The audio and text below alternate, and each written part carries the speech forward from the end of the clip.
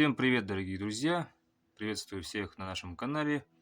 Сегодня речь пойдет о классических якутских ножах в ножнах с металлической оковкой. Надо сказать, что такие ножны, ну не прям такие, вообще ножны с оковками, встречаются в погребениях знатных якутов. Обычно это баи, тойоны. Вот. Ну и, конечно же, такой красивый нож носился на богато украшенном поясе. Вообще, надо сказать, что пояс была вещь статусной. У нас в республике, по крайней мере, до конца 19 века точно, даже начала 20 века тоже. Но вернемся к нашим ножам. Клинки на этих ножах изготовил Алексей Климовский, ну а всю красоту навел Сергей Семенов. Вот на этих двух ножах идет сквозной монтаж. Сейчас я все подробнее покажу. Здесь классический хвостовик, то есть где-то до отсюда вот до трети, до 2/3 туда входит внутрь.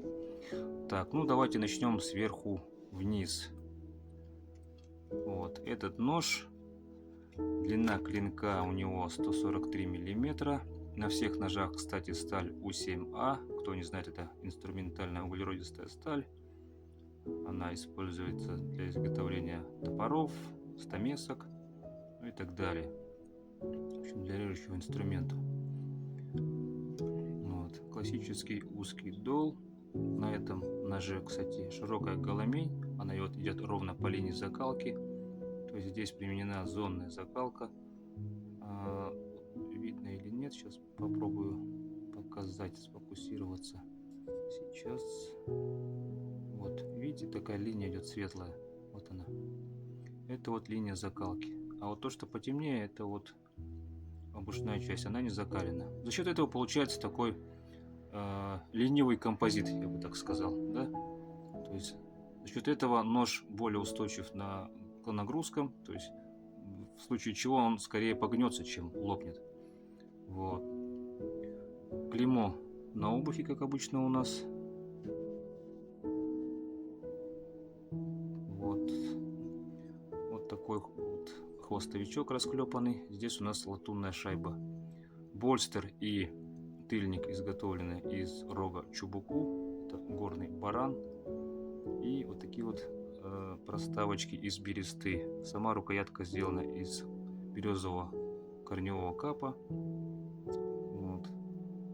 Такая вот красота. Давайте рассмотрим поближе ножны. Здесь вот идет такая двойная проставка из бересты, то есть внутренняя часть и внешняя часть. То есть внешняя идет вот уже вся вот она. Кстати, вот на ножнах этих использована сеточка такая. Это вот такой вот узор. Илим-харах называется по-якутски. Илим по-якутски сеть, рыболовная сеть. Вот за счет этой схожести ее называют илим-харах. Вот. Ну и здесь, конечно же, вот такие вот красивые узоры. Этот узор называется тынграх, то есть такой вот тугой. Тынграх с якутского переводится как ноготь, ну или как коготь. То есть если вот так вот вдавить, то получится вот такой вот узорчик, да? За счет этого вот он и называется тынграх.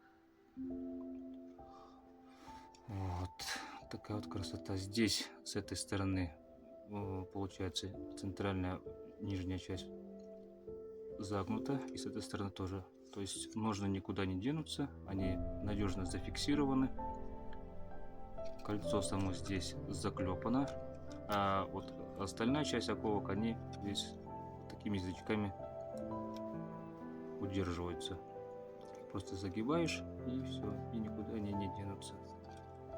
Ножны, кстати, вот имеют такое вот ложе, называется сынах. Из-за этого вот ножны называются сынах-тахкын.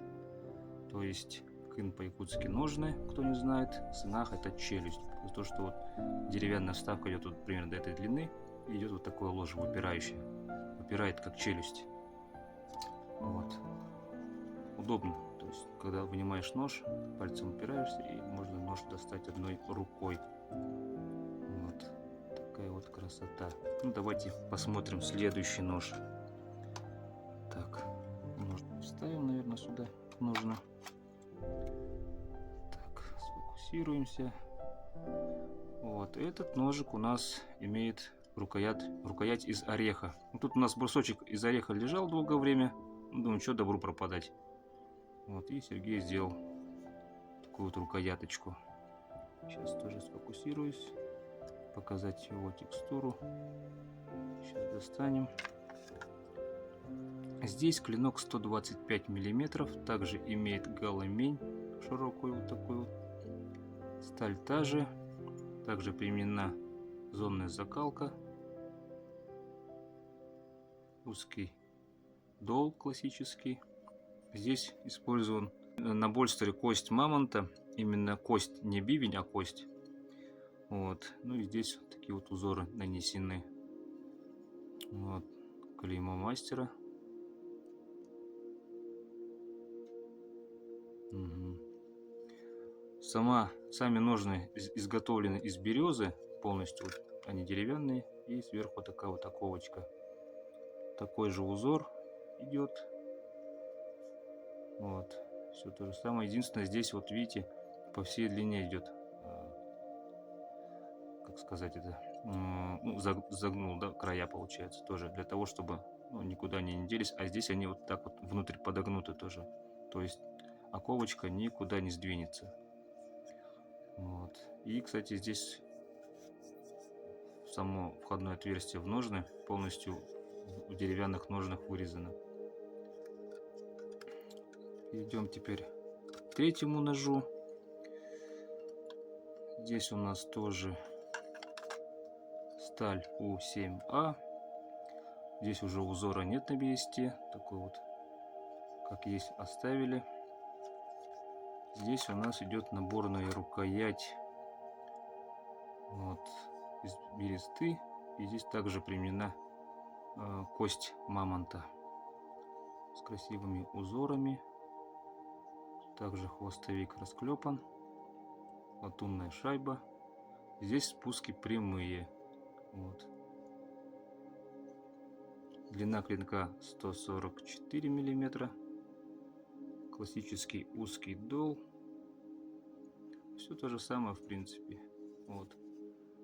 Рукоятка на одну руку. То есть она не длинная, там как обычно там некоторые делают, тоже нет. Ну вот коротенькая, все по классике, все по канонам. Вот. Что хочется сказать по наборным рукоятям. Наборные рукояти тоже получили свое широкое распространение в 19 веке. Делали тоже из разных материалов, также из бересты, из костей, ну, тоже с деревом и костью. То есть все это дело разнообразным образом использовали. Вот. Ну вот такой вот коротенький обзорчик получился. Если что, кстати, эти ножи у нас в наличии. Кому интересно, пишите, расскажу, покажу. Можете их приобрести себе в коллекцию.